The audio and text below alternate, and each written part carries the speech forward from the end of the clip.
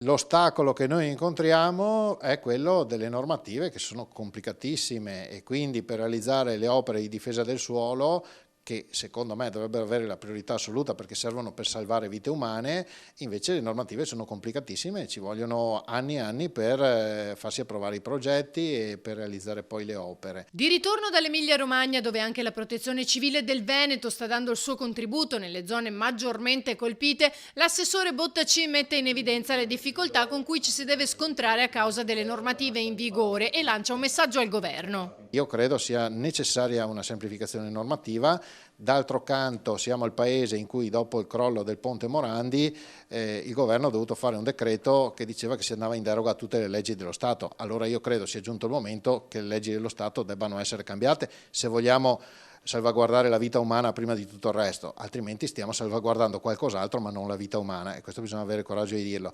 Sottolineo che sono norme di legge statale perché la Costituzione prevede che in materia ambientale solo lo Stato possa legiferare. Noi ci abbiamo provato nel 2016 come Regione con una norma di semplificazione regionale, il governo ci impugnò la legge e la Corte Costituzionale disse che aveva ragione il governo perché solo lo Stato può intervenire in questa materia con la semplificazione. Per cui io mi auguro che il governo intervenga, ma ho sentito dichiarazioni di diversi ministri che vanno in questa direzione, quindi mi auguro che questo accadrà nel più breve tempo possibile. Intanto la Regione Veneto avvia una nuova comunicazione nel sito della Protezione Civile e sui social per avvisare la cittadinanza in caso di criticità. L'infografica è semplificata in maniera tale che chiunque possa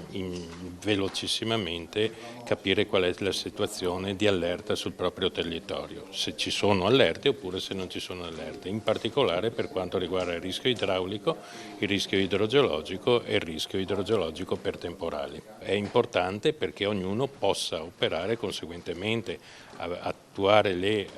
attività di protezione civile previste nei piani di protezione civile, ma anche il cittadino mettersi in sicurezza, attuare le norme di autoprotezione.